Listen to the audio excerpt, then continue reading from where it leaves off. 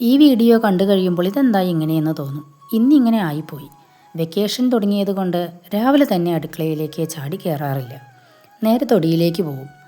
പിന്നെ അവിടെ കുറേ നേരം ഓരോന്നൊക്കെ ചെയ്യും. വിശപ്പിൻ്റെ വിളി വന്നാലാണ് അടുക്കളയിലേക്ക് എത്തുക.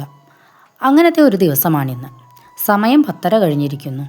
ബ്രേക്ക്ഫാസ്റ്റും ലഞ്ചും കൂടെ ഒന്നായി ബ്രഞ്ചായി മാറിയ ഒരു ദിവസം. കൂൺ വാങ്ങിയിട്ടുണ്ടായിരുന്നു. അതുകൊണ്ട് തന്നെ ഒരു ഗ്രേവിയും പെട്ടെന്നുണ്ടാക്കാൻ പറ്റിയ കുക്കർ നെയ്ച്ചോറുമാവാമെന്ന് തീരുമാനിച്ചു. പിന്നെ കുറച്ച് പഴം എടുത്ത് വേവിക്കാനും വെച്ചു. സാധാരണ പോലെ അല്ല, വിശപ്പിൻ്റെ വിളി കൂടിയപ്പോൾ ചേരുവകളൊക്കെ കുറച്ച് വേഗം ഉണ്ടാക്കി. ഈ കൂൺ മസാല ഒരു തട്ടിക്കൂട്ടാണ് കേട്ടോ.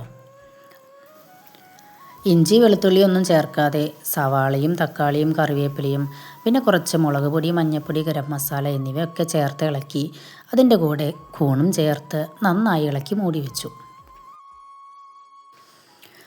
10 മിനിറ്റ് ഇതുപോലെ നന്നായി അടച്ച് വെച്ച് വേവിച്ച് കഴിയുമ്പോഴേക്കും കൂൺ മസാല റെഡിയായി കഴിഞ്ഞിട്ടുണ്ടായിരിക്കും. ആ മസാലകളൊക്കെ കൂണിലേക്ക് നന്നായി പിടിച്ചിട്ടുണ്ടായിരിക്കും. എണ്ണ ഇതുപോലെ തെളിഞ്ഞ് വന്നിട്ടുണ്ടായിരിക്കും.